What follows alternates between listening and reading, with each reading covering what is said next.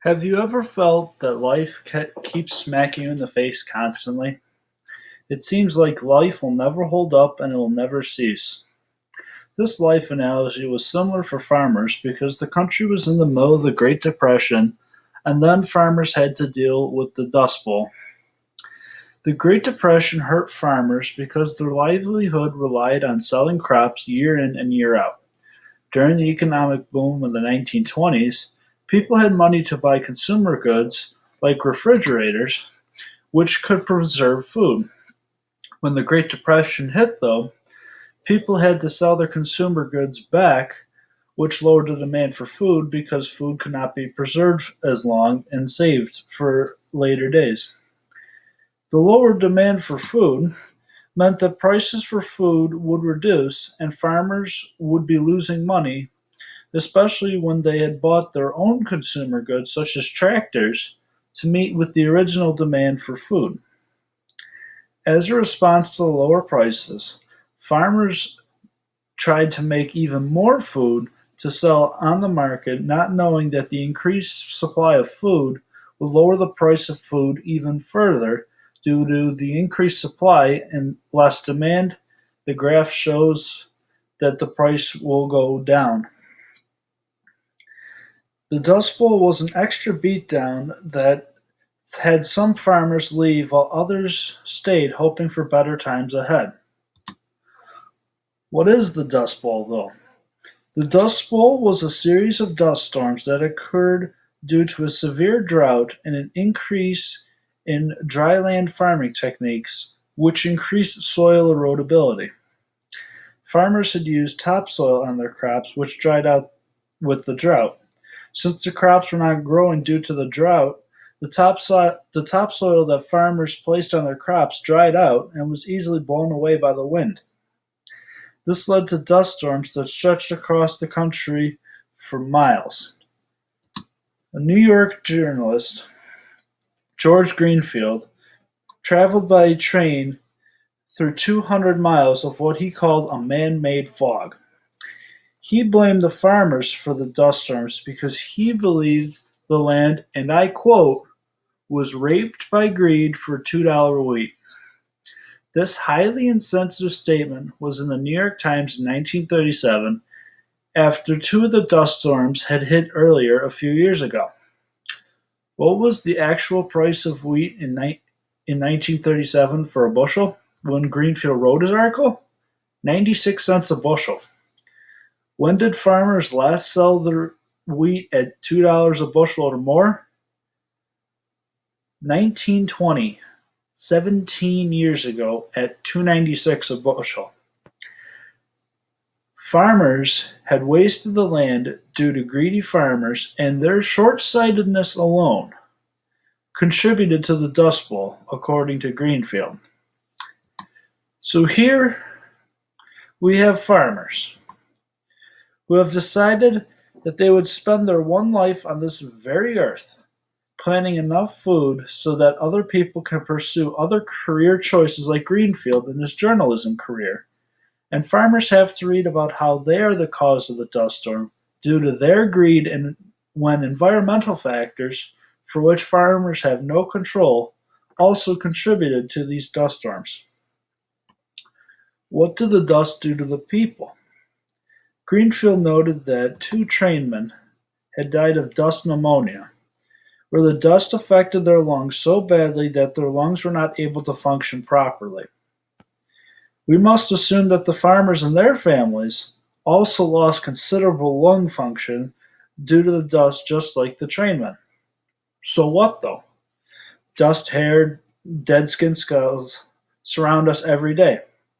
Perhaps the magnitude of the storm would be best described by Leroy Hinkle, a farmer who had lived during the storm.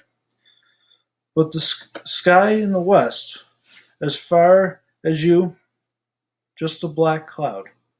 That's the way it looked. But it was all dirt, and that's all we got out of it. We got all dirt. Dave Frazier had his truck sitting out in front of the store there, and it even blew that about 30 to 40 feet, just right down the street. So here's the situation to quickly recap. An environmental disaster, coupled with dire economic needs, leads to multiple storms throughout the Midwest that eventually would have all that dust carry over to large industrial cities like Buffalo, Washington, and New York City. Understandably, some farmers had enough and decided that trying to grow food during the storms was pointless. Some farmers decided that they would move to California in an effort to find work. Farmers had good reasons to leave their home and try for a better life in California. In the hardest hit areas of the Dust Bowl, there was a population decrease of nearly 20% in the Dust Bowl counties. Remember, with only one life to live, farmers had to choose between leaving their farms behind or breathing in the dust while trying to make a profit for their families. A. L. Spiegel noted that farm wages ranged from 50 cents to $1 a day. Some farmers had just their families to help raise the livestock and manage the crops every day. So with the dust flying around picking up the topsoil that most farmers had laid down for the year's harvest, some people had enough and called it quits. Families would sell their land, their tractors, most of their belongings, and pack up clothes in the car and head towards California. Why'd they head for California? There were large communal farms that farmers would work on the land for the day and be paid a certain wage for the day rather than risk growing food for the year and either making a profit or making a loss. The landowner that was willing to pay the farmers was the one that was making the risk with a profit or a loss. Speaking of relief, where was the federal government during the Dust Bowl? Don't worry, they were involved. The Department of Agriculture stepped in to take action against the dust storms, and ensure that it would never happen again. The program that would take place would have the federal government buy up 140,000 square miles of land in the state of Colorado, New Mexico, Kansas, Oklahoma, and Texas. The program was to buy the land and allow vegetation to grow back instead of having farmers continually farming on the land. The researcher assigned to survey the land discovered that 43% of the land that was purchased by the federal government was graded as seriously eroded, while the rest of the land was moderately eroded, which can be salvageable. The researcher further noted that more than 4 million acres of land should be returned to vegetation rather than farmland. Government did step in and take action. However, the damage was done for years before government stepped in. Remember, this program was enacted in 1937, not in 1932 when the dust storms had started. There are some people who had stayed behind. What was their life like during the Depression and the Dust Bowl? Well, for the most part, farmers had to keep farming and raising livestock it was their only source of income.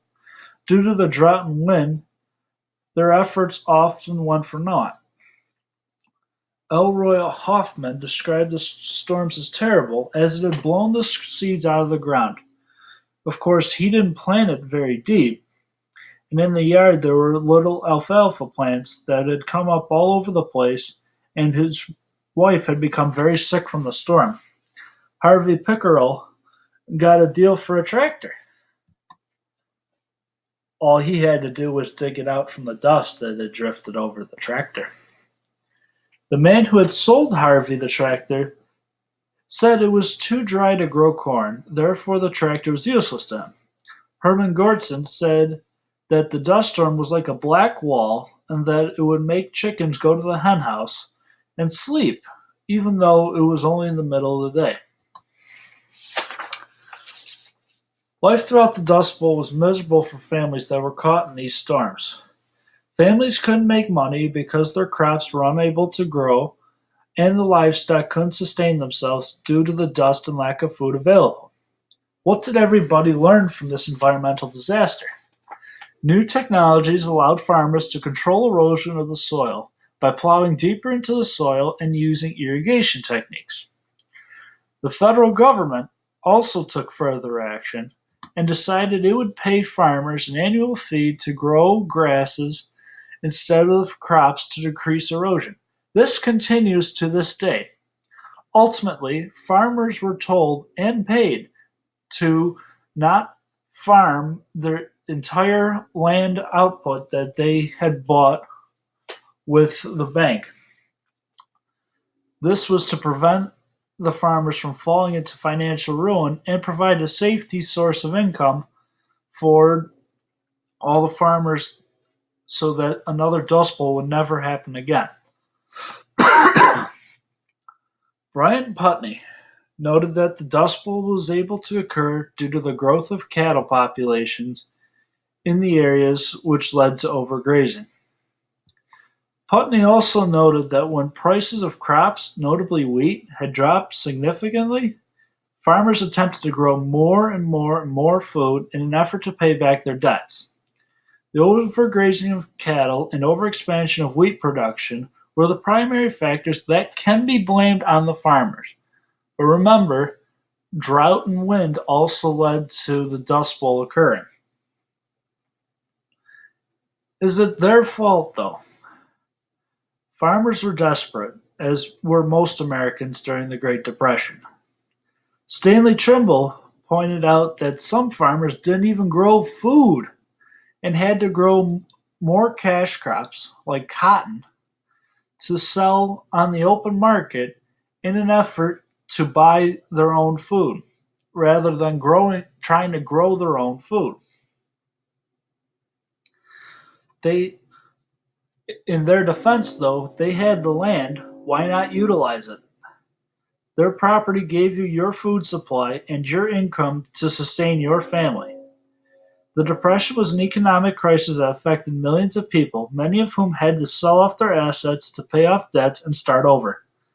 A farmer and his family could take a gamble, though. They could try and grow their usual crop yield and sustain themselves for the year while keeping their land. Did abuse of the Great Plains lead to the Dust Bowl? Yes. However, were farmers prohibited from using the land to their own benefit? No. They used their land in their own vision and tried to make the best out of their lives. No one can be blamed for that simply because it is human nature. Furthermore, farmers learned from the experience.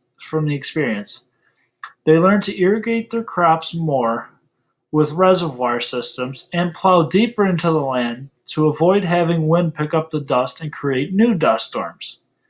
Humans can be blamed for the creation of the dust storms, but now we must look back and say to ourselves, what would we do?